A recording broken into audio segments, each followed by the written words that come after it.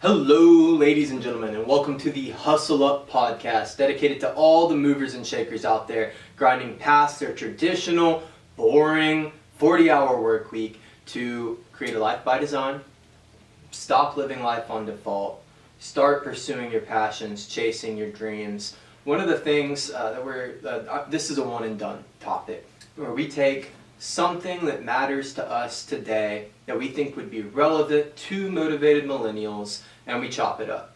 Free ball, spitball, freestyle. No, we're not free balling. I can promise you that. I'm not, at least. We are freestyling this podcast. Is that a Freudian slip? I just came from the gym, guys. So this is a freestyle, free flow, spitball, off the dome, coming to you raw, unedited content. Our topic today is creating prioritized lists to bust through procrastination, crush your goals, and help relieve anxiety or stress. So anxiety, everybody's had it, everybody gets it. It's that feeling of being underwater, the idea of some impending project looming in the future. Could be the near future, could be a month from now. It stems, in my case, from procrastination, from not doing what I know I need to be doing. Now, I can't speak for every human being who's ever felt anxiety. Maybe you just get it randomly, right? But for me, it comes from not doing work that I know needs to be done. So when I have a project that's complex and has multiple aspects or facets, or maybe I have 6 projects and they're all simple, but I know there's multiple projects at the same, going on at the same time. The first step for me is to create a list. This is, you could be on notebook, it could be written down in Word. I like to plug them into Excel because then I can rank that list in order of priority, 1 through 10. 1 being the most important, highest urgent, highest important, and going down from there. Then I know how to prioritize my time and focus on the one thing that I know has to get done. So column A could be time, column B could be your prioritized list, and column C could be the deadline. Here's when this has to be done. So it gets these ideas out of your head and onto some type of, maybe it's Excel, maybe it's paper, but it's into some type of organized list, so you know where to focus and prioritize your efforts. That's step 1. But before we go any farther, JS, what you think? No, lists definitely help keep everything very concise and how you recall and remember what needs to be done. But straight up, like, if you don't make lists, you're gonna be in a perpetual loop of just bullshit. You're gonna half-ass do things. You're gonna think things are done. You're not gonna be able to manage your life and everything that kind of goes on without lists and updating lists. And I always talk about the example of how when I was a kid in school, and the teacher's walking up the aisle collecting all the math homework that she'd given the night before, and as she's approaching my desk area, I'm like looking through my backpack, like trying to find the homework that doesn't exist. Yep. Because I didn't do it. And now in hindsight, I look back and I'm like, I didn't do it because I didn't remember. I would go to basketball practice or lacrosse practice, whatever it was, and I'd come back or I'd just not do it. And I just, because it's not fresh on my mind. I didn't have anything against homework. I just didn't remember to do it. And so it's the same thing, like how can you, and then, we talk about this with affirmations too, which is another form of lists. And, there's the other use case, which would be content marketing.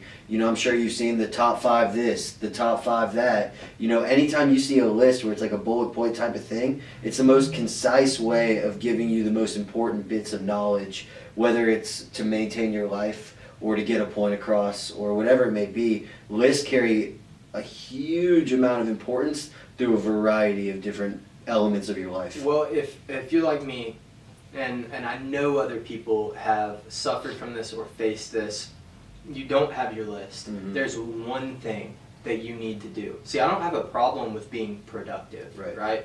I can sit down and work on things that need to get accomplished. But if I don't get that one thing that needed to get accomplished done, then the time, I'm one step closer, one day closer, minutes closer, whatever, to my deadline, I've got nothing to show for what needed to get done. Right. So that's huge. Step 1, create a list, brainstorm, put it on paper. Step 2, rank it in terms of priority so you know how to get started. I wrote a blog post on this earlier today. We'll be releasing this in conjunction with the video. And the key here, if I mislist a step, it doesn't matter. They're all equally important. But step 3 is just get started. This is the key. If you don't know where to start, you've heard the saying, eat the elephant a spoonful at a time. If you don't know where to start, maybe it's a massive project and getting started is the hardest part. Writers, for example, will sit down and overcome writer's block by writing for 30 minutes. They might be describing the room. They might be describing their emotional state. They could be writing about their dog. Whatever it is, they're writing to get into that inspired state. It's key. If you're a creative and you have an editing project on photos or videos, you don't necessarily have to start with the highest priority project. You could start with something lower as long as you set a timeline on it and say, I'm doing this for inspiration. I'm going to get it 20 minutes in, and then I'm going to start on that thing that I actually need to start. The next step, and this is huge, is dressing up and putting yourself in an environment that's conducive to work. Maybe you need to shower. Maybe you want to dress well.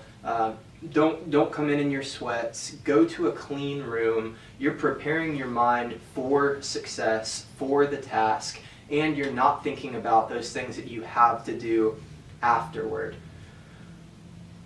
Yeah, those are, so what were they? So the first one was make a list, Yep. take action, Yep. and put yourself in an environment to win. Yeah, put yourself in an environment to win. Just get started. Right. And even if it's not necessarily on your list, writing, creative, you could do it for podcasting. Maybe we lack inspiration for a project or a topic. We could sit down, throw the recording button on, just start talking, and we don't even have to release it. Right. But we can come up with 6, 8, 10 ideas, whatever it is, and get these released. And for the new entrepreneurs, I kind of look at things in a similar situation on a bit of a macro scale, which is when we first got funded in 2016 and everything became real. It was like there's a world of shit to learn. And then 2017, that world became a country of shit to learn.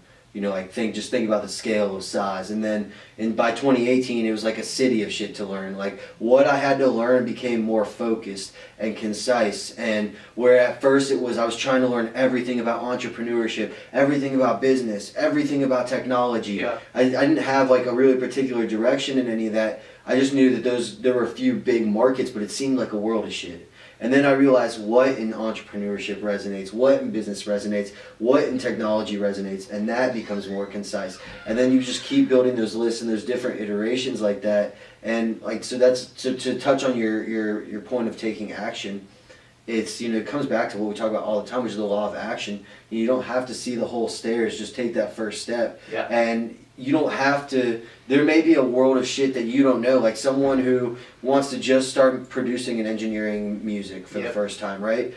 You don't know what you only know what you know, right? Yeah. So you mostly don't even know what you need to know yet, what the questions to ask to find the right answers. You're just not there yet. And so you got to have that, and that's where lists come important, is as you go through these early stages of learning and these different iterations, keep your findings, keep your recordings, and then that's how you'll be able to do lists. Like I could easily, based off my reflections of my last 3 years since we got funded, I could definitely make myself a top 10 list of this is what you should do, of my 26-year-old self talking to my 23-year-old self. This is a big one. I'm guilty of it. If you can set your lists the night before and know what you have to do the following day, you're setting yourself up for success. Past you or present you is helping out future you. And look, I don't always do it. Maybe you wake up in the morning and you establish your list as part of your morning routine. But knowing, hey, this is what I'm doing today. Here's what needs to get done first. Like this is the key. And then when you actually punch those off, you feel those micro wins. The last step is putting away distractions, right? The phone, social, the trips to the water cooler, the trips to the bathroom, these are all distracting you from the actual task at hand. So I think the study is people work less than 3 hours on an 8-hour workday. The actual amount of focused work that you're doing comes out to be less than 3 hours or fewer than 3 hours. It's insane. So you can improve your productivity, increase your productivity by sitting down for 50 minutes at a time where you're focused and you're on, and you're not picking up your phone, you're not checking your text, you're not looking at Facebook or Instagram or whatever it is, you're not going to the bathroom, you're not going to the water cooler, you've got your coffee in one hand, you've got your water in the other, and you're going to work on this project, whatever it is. And then you take 12 minutes afterward to go to the restroom, hit the bathroom, hit the water cooler, and check your phone, answer your text, maybe your emails, whatever it is. And this 50 minutes on, 12 minutes off, there's studies, we'll find the study. There's Harvard studies or Stanford studies or somewhere. So this is how you get the most productivity out of your time. This is how you maximize your time. And if you don't think that you can sit down and focus for 50 minutes straight, maybe you're geeking, maybe you've had too much coffee, try 20. You try 30. Build your way up to 50. But there's nothing stopping you from putting your phone in the other room, putting your phone on silent, whatever, and sitting down and just working on the task at hand. That's all I got. Yeah, and I think so. That's all important. And so this was a good episode because we kind of disseminated 2 different ways to look at lists. You gave a list on how to be successful, how to be consistent, productive. And I talked about how just reflecting and creating lists for everything from affirmations to what you have to get done to using them for marketing. Like, lists are just important in every element of your life, and that's the key takeaways from this. Good. So truly the last thing, if you create your prioritized lists, if you know what you have to do, you will be less anxious. Now you know what has to get accomplished and when. And it's oftentimes that fear of the unknown, or just knowing, hey, I have so much to do. And it's this nondescript number. It's so much. It's a mountain. It's a pile. But when you list it, when you write it down, when you focus it, then it becomes tangible.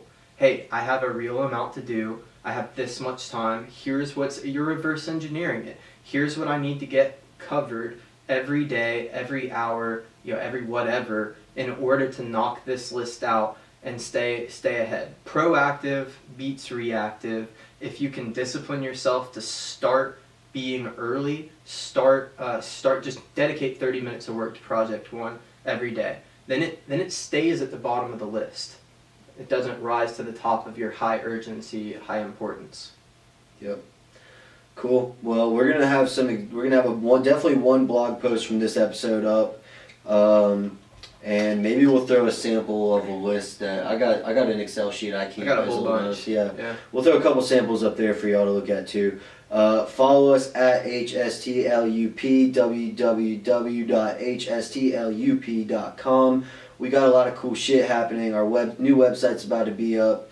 Actually, if you're hearing this, it is up. Let's see, we've got meetups that are popping off, more info coming on those. And we appreciate y'all. Spread the love, spread the word, and never forget, hustle up. Hey, that's kind of rocky, but...